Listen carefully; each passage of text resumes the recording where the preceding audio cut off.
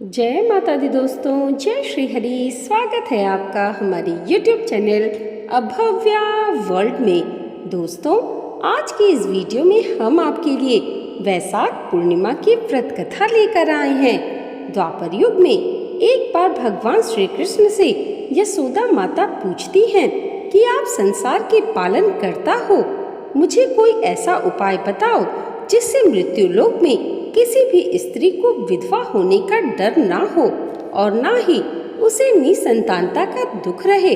इस पर भगवान श्री कृष्ण ने अपनी माँ से कहा, हे माते, मैं आपको एक ऐसे ही व्रत के बारे में बताता हूँ। सौभाग्य और संतान प्राप्ति के लिए हर महिला को 32 पूर्णमासी व्रत को रखना चाहिए।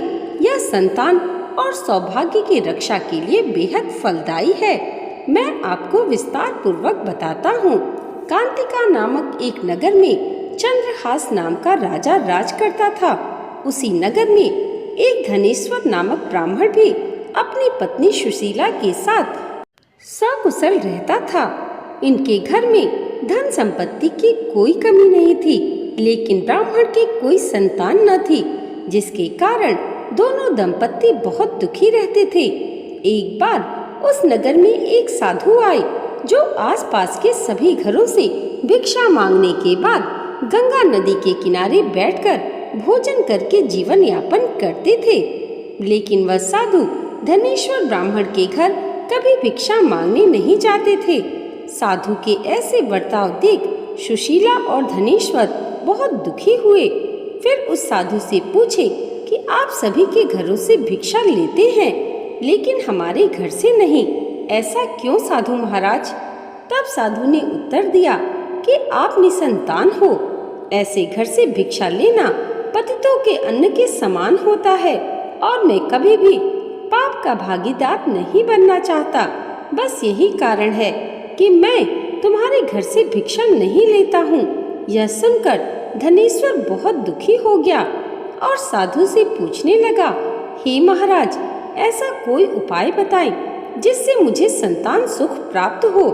तब साधु ने ब्राह्मण दंपत्ति को 16 दिन तक माँ चंडी की पूजा की सलाह दी।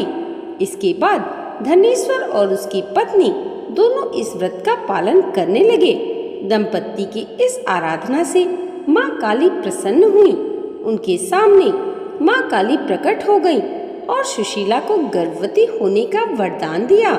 साथ ही उस ब्राह्मण दंपत्ति को पूर्णिमा के दिन पूजा की विधि बताया। माता ने कहा, प्रत्येक पूर्णिमा के दिन दीपक जलाना, सभी पूर्णिमा को दीपक की संख्या बढ़ाती जाना। ऐसा तब तक करना जब तक 32 दीपक ना हो जाए। इस तरह माता की कृपा से सुशीला गर्भवती हुई। काली माता के कहे अनुसार वह पूर्णिमा पर दीपक जलाती रही। फलस्वरूप दंपत्ति के घर एक पुत्र ने जन्म लिया, जिसका नाम धनेश्वर और सुशीला ने देवदास रखा।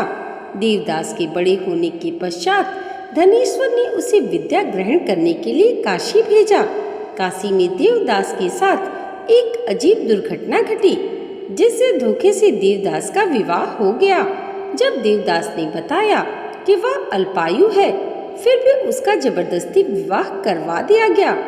उसके कुछ समय बाद जब काल देवदास का प्राण लेने आया, तब वह विफल हो गया। इसके बाद काल ने यमराज तक संदेश दिया कि वह देवदास के प्राण लेने में असमर्थ है। इसके बाद यमराज ने इसकी वजह जानने के लिए भगवान शिव और माता पार्वती के पास गया। तब पार्वती माता ने काली से मिले वरदान के वृत्तांत को सुनाया और कहा कि ब्राह्मण दंपत्ति ने पूर्णिमा का व्रत रखा था, इसलिए देवदास का कोई कुछ नहीं बिगाड़ सका। पूर्णिमा के व्रत के महत्व को जानने के बाद से कहा जाने लगा कि इस व्रत को करने से जातक को काल से मुक्ति मिलती है। साथ ही भगवान सभी मनोकामनाएं भी पूरी करते हैं। दोस्तों, आज की वीडियो अगर आपको अच्छी लगी हो तो कमेंट बॉक्स में जय श्री हरि जरूर लिखिएगा और इसे लाइक, और हमारे चैनल पर पहली बार आए हैं तो सब्सक्राइब करना मत भूलिएगा। भगवान श्री हरि की कृपा आप सबके जीवन पर सदैव ऐसे ही बनी रहे।